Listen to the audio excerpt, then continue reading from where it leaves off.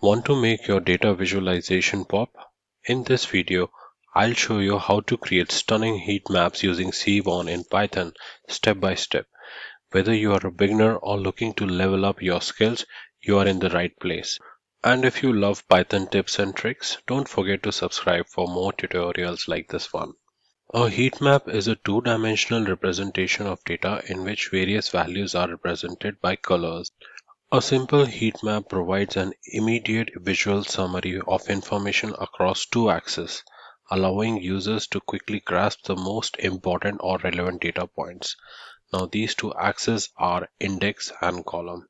On the right, you can see the visits heat map, where on the index it is the weekday, and on the x-axis it is the hour of the day. Each small block of the cell represents the frequency of the visits. If the frequency is more, it is a darker cell. If the frequency is less, then it is a brighter cell. So this is how we can grasp the information immediately, and this makes the heat map so powerful. Now before we begin the plotting of heat map, we first need to do some installations. So first we need to have the installation of Seaborn library. So you can install it via command prompt using pip install Seaborn. If you are installing this library in Jupyter Notebook, then you can install it with exclamation mark like pip install Seaborn and just an exclamation mark before it. And we also need to install the matplotlib. Similarly, we can install it using pip install matplotlib, and if you're using Jupyter Notebook, you can just add exclamation mark. Also, we will be needing libraries like pandas, so that also can be installed similarly. Now let's continue with the Jupyter Notebook now. So we have imported the libraries like pandas, numpy, seaborn as sb, its abbreviation, matplotlib.pyplot as plt, and we are loading the mpg data which is already available in Seaborn library. So we are just loading the data set of mpg, and this is how the data looks like. We have information about mpg, that is the mileage and per gallons and cylinders, displacement, horsepower, etc. So suppose we want to do analysis between the model year and the origin. So we want to know what is the count of the cars that has been manufactured from origin of a particular country and a particular year, and we want to just plot it using a heat map. So we are going to just see what are the data type of each particular column and specifically the column of our interest. So model year is in integer format and origin is in object format. So here what we can do is we can keep the origin in the index of our heat map and the model year as the column or the x-axis. So we first need to convert this int to object. We need to convert it into a string, because these two columns will become the categorical columns and we get the count of the cars that is being manufactured or the frequency of the cars that fall in each subcategory of these categories. So let us create a crosstab table for this. So what we will do is we will name origin year and we will use pandas crosstab function, and we'll keep the origin on the y-axis as the index. So first parameter becomes the index and the second parameter becomes a column, and we will create a crosstab. And let's just execute it, and before that I will just print it, and we get a table in a crosstab format where we have the index as the origin, that is a country name, and the column as the model year. So the values inside these are either integer or it can be float. So this is how the heat map is being created. So this table is passed into the heat map function of Seaborn and it creates a heat map. So how it will be created, I will the Seaborn library and we will use the heat map function, and I will pass the origin year, the crosstab table that we just created, and I will just run it. then we get a heat map, very beautiful heat map, which says that if it is a darker cell, that means the frequency is very low. But if it is a brighter cell, say USA in 73 year, the frequency is very high. So this is how a quick representation happens with a heat map.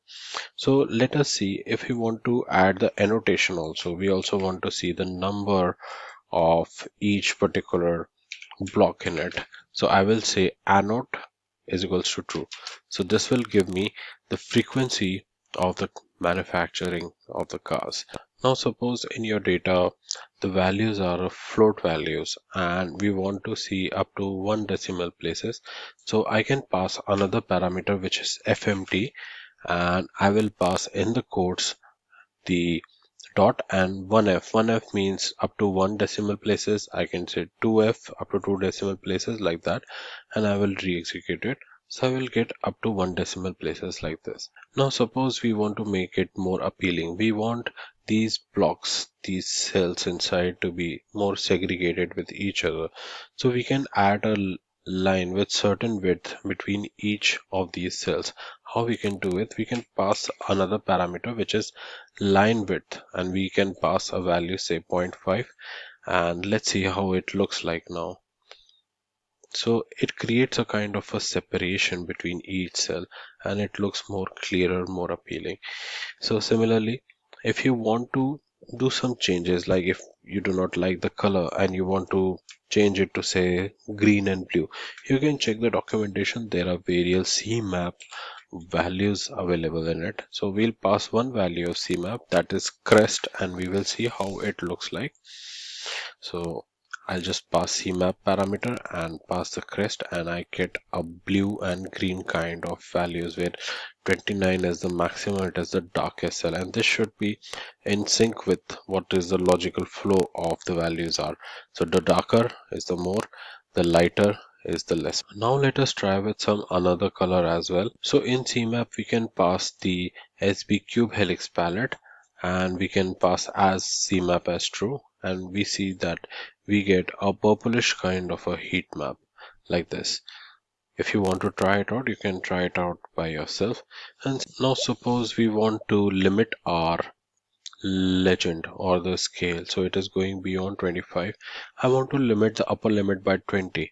So whatever the values are coming above 20 should be marked as the darkest of these cells, and whatever is the limit coming below 5 should be marked as the brightest. So the color of 2 and 4 and say 3 should be same, and if the color is more than 25, any values more than that should be the darkest color. If I want that kind of representation, how can I do that? So I'll set the vmin and vmax parameters for that, and we will pass vmin as 5, that is the minimum value, and vmax we will limit with 20, and then we will execute it. We'll see that the heat map is adjusted according to the scale and the upper and limit values. So any value above 20 is having the same color.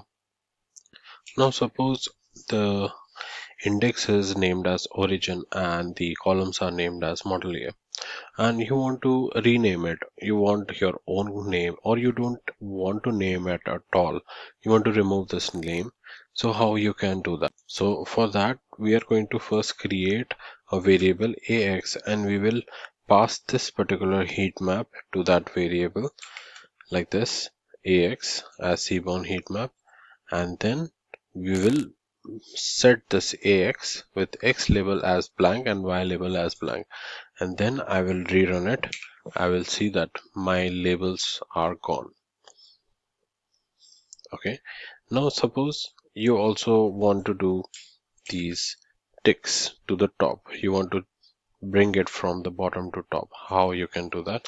So simply I will just pass ax x-axis tick top. So this particular function will bring it from bottom to top. So let's rerun it,